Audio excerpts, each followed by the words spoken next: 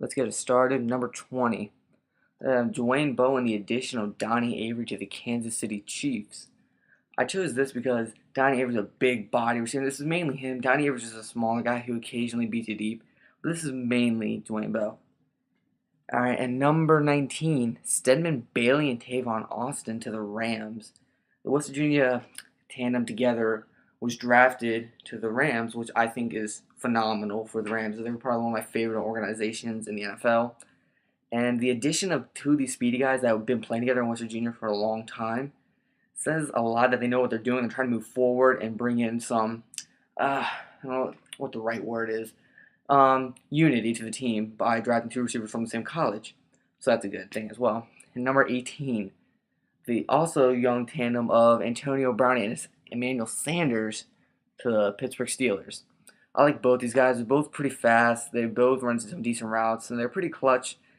And with the big arm of Big Ben really helps them because they can beat you deep. They can run deep routes, and Big Ben is able to place the ball pretty much anywhere he wants. Really helps these guys really shine and make them look better.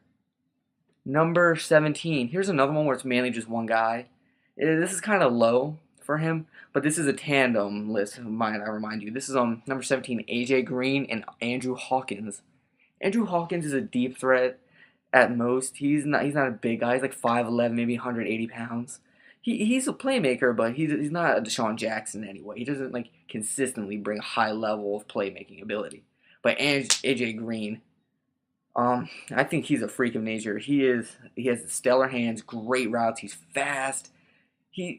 Calvin Johnson is hands down the best receiver in the NFL, but this guy is definitely up there as one of the best. And number 16, I might hear some crap about this, but number 16 I have Stevie Johnson and Robert Woods of the Buffalo Bills. If you look at Stevie Johnson's statistics off of last season, he actually had a really good year considering that they had Ryan Fitzpatrick and some quarterback problems there. You also have the problems that they're losing, so you might have a lack of effort, which he didn't have. He played consistently and he did very well. Some people might remember him as the guy who dropped the touchdown against the Steelers that would have won them the game. I think it was a year ago. But anyway, he's the only receiving weapon a part of the Bills organization, and the addition of Robert Woods from USC is definitely going to help these two out. Anyway, let's hear number 15, Brandon Marshall and Earl Bennett. Brandon Marshall, I think, is extremely good. I remember when he played in Miami, and he actually led the NFL in drops, and it was a total bust there. Then he went to Chicago and just lit it up. Like everyone just saw the guy that they saw in Denver live back up to where he is now, Chicago. And as soon as he got there, he immediately brought an entire different play in the receiver ability. He had Johnny Knox. Earl Bennett was there, but he's not number one by any means. Johnny Knox and Devin Hester's a bust at receiver. They should have kept him at corner. But regardless, you got Brandon Marshall, and then you have Earl Bennett. And Earl Bennett, I think he's kind of underrated. He has decent hands, but he runs some really nice routes, and he can kind of get separation. But this is like 98% of just Brandon Marshall being a phenomenal receiver. Anyway, number 14, Larry Fitzgerald and Michael Floyd. The rookie last year, he didn't quite show the ability that I hoped, but that's just due to the fact that they had one of the worst quarterback carousels in NFL history, if not the worst. I mean, you have them. Oh, I'm sorry. There's the New York Jets, and they offensively they're the bottom of every single category. But anyway, back to the Cardinals. The Cardinals, horrible offensive line, even worse play by the quarterback, and their starting running back is consistently injured, and he's not part of the roster anymore. And ultimately, I think these two are in for a big season by the addition of Rashard Mendenhall. They upgraded their offensive line, and they got Carson Palmer now. So they should definitely have a big year, just because Larry Fitzgerald is such a phenomenal receiver. I'll see all these lists where he's dropping. He's barely top 10. But he's a very good receiver. It's just not his fault that he's not getting any help by a quarterback play. Regardless, let's go to number 13. Number 13, Reggie Wayne, and I have parentheses on this one, and T.Y. Hilton or Darrius Heyward-Bay. I don't know who's going to be playing over top of these two, but T.Y. Hilton, he definitely impressed me last year. I did not see this guy coming. He was the playmaker. He would get deep plays. And then Reggie Wayne, oh man, if you guys didn't see him play against the Green Bay Packers early in the season, you have to. It was phenomenal. I watched that live. Then I watched it, NFL replay, and I was still amazed by how amazing he was playing. Like it was phenomenal to see this old guy just beating the Packers like that. It was so amazing. All right, then number 12, Jeremy Maclin and Desean Jackson. These guys a couple years ago, they would have been like top 10 for me, but now they're number 12 just because Desean Jackson not showing much effort. Jeremy Maclin's kind of dropping off in his effort. I used to think he was a top 10 receiver, but now he's definitely dropped just because of the lack of performance. And last year, the Eagles, if you've been paying attention to the NFL or the Eagles, you would have noticed that they just quit. They quit on the season. Andy Reid was fired. The defense was horrible, and the offense was mediocre at best. And then number 11, Calvin Johnson and Nate Burleson. All right. I know I said 98% of Brandon Marshall earlier. This is 100% Calvin Johnson. Nate Burleson finished the season, I think it was around 40 catches. But Calvin Johnson, almost 2,000 yards, breaking Jerry Rice's record. That is just tremendous. And I don't see how you can cover him. He's 6'5", 230, and he's faster than like almost every corner. Except you have maybe the guys that are just total speed demons, but nobody, like all the guys that are as fast as him are like 5'10". He's 6'5". It's impossible to cover him one-on-one at least. And there's teams that can like triple cover him, and he still consistently beats you. Now, number 10, Marques Colston and Lance Moore. Marques Colston's a big body receiver. He runs great routes, and he has strong hands. He kind of reminds me of an Anquan Boldin sort of player, except a little bit lankier. And then Lance Moore, he runs some great routes.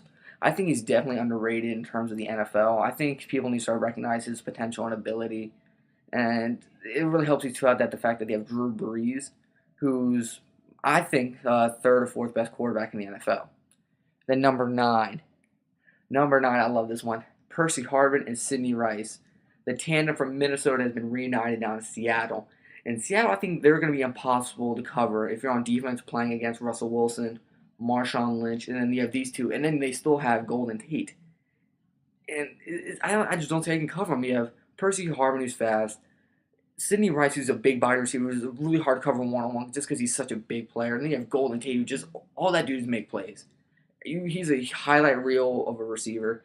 He doesn't do the consistent stuff, but he just makes plays. Like, there's a whole controversy where he had that touchdown catch where it should have been an interception against the Packers. But regardless, he was given the touchdown. They won the game. Good job, Golden Tate. Number 8, Vincent Jackson and Mike Williams. I love Vincent Jackson. I'm probably being a little bit biased towards him by rating this high, but I love Vincent Jackson, and Mike Williams is one of the best number 2 receivers in the NFL. They're both very consistent players. They don't make a lot of big plays, but when you need something to happen, they'll get you it. I remember watching one game where Vincent Jackson got the game-winning touchdown. They got the touchdown in which they needed a 2-point conversion to tie the game. And who got it? Vincent Jackson. And then number 7, Andre Johnson and DeAndre Hopkins. I think these two are in for a tremendous year. I think the Texans' offensive attack in terms of rushing is going to drop off due to the fact that they lost Ben Tate. But needless to say, they still have Arian Foster, a tremendous offensive line. Matt Schaub is an above-average quarterback. And then with the addition of DeAndre Hopkins, that's going to add so much diversity to the offense and make it so much more complex and different and really level out the passing and rushing attack.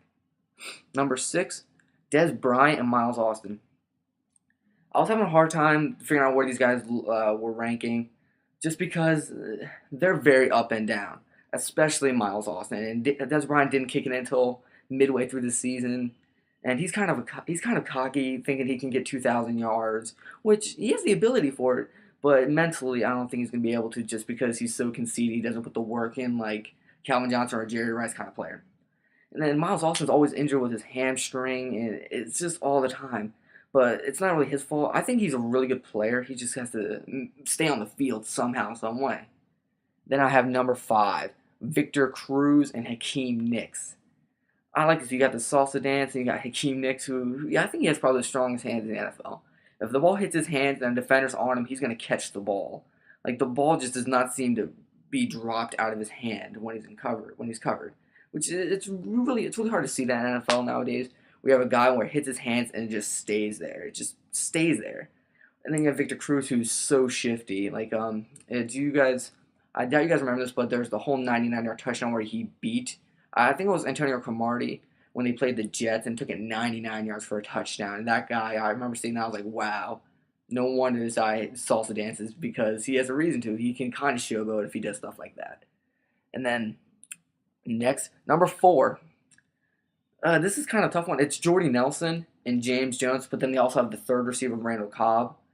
This is a tandem, but I felt like I had to mention that because Randall Cobb's he's definitely a great receiver. But the two I picked were James Jones and Jordy Nelson, mainly because Randall Cobb plays the slot.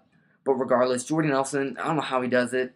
He runs great routes, but he doesn't have tremendous speed, and he's not a very strong player. But he manages to get open and get touchdowns. Same thing for James Jones. James Jones, he's kind of stronger, but he's kind of slow too. But these two guys just manage to get open. All they do is score touchdowns, and needless to say, all Aaron Rodgers does is throw touchdowns. He makes it look effortless. But regardless, we're going to move on to number 3. Julio Jones and Roddy White. I think Roddy White, up until this season, I thought Roddy White was better than Julio Jones, but Julio Jones is just bigger, faster, stronger than Roddy White now. He's kind of developed into a player, and he's a definite top 5 receiver in the NFL. Number 2, Michael Crabtree and Anquan Boldin. This is going to be a little bit, I think people are going to be a little bit not paranoid, this is going to be a bit of a controversy. But Michael Crabtree, I thought these two guys, it's going to be impossible to cover them. I mean, Michael Crabtree demands help because he's such a big receiver. I mean, you can't tackle him one-on-one because he's such a dominant, strong receiver. Same with Anquan Boldin. And Anquan Boldin was dominant, to say the least, in the playoffs. He was not going to be stopped. There's no way you're going to keep him out of the end zone or keep the ball out of his hands. Like in the Super Bowl, he played against the San Francisco 49ers, and they could not stop him. And it was just so amazing to watch him play, and same thing with Michael Crabtree. They're both just so fun to watch.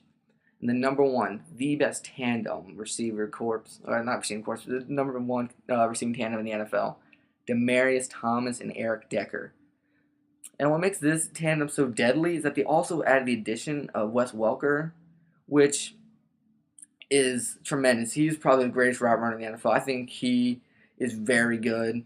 But anyway, we're talking about Demaryius Thomas and Eric Decker.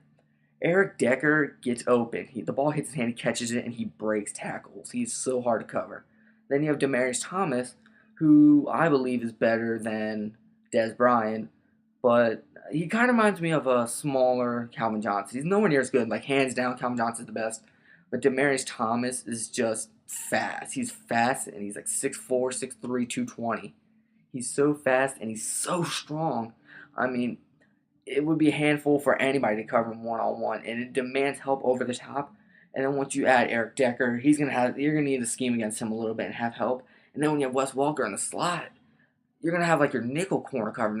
You can't have a nickel corner. That's where you put like your Darrelle Revis player. But if you put your Darrelle Revis player there, who's gonna be helping out? Who's gonna be covering Demaryius Thomas one-on-one? It's amazing. It's so hard to wrap my mind around the possibilities with this team. I think the Broncos, in my opinion, this is off to the side, but I think the Broncos are going to win the Super Bowl this year. I love Peyton Manning, by the way. I got the Colts hat. But that's it. That's my top 20 receiving tandem in the NFL. Thanks.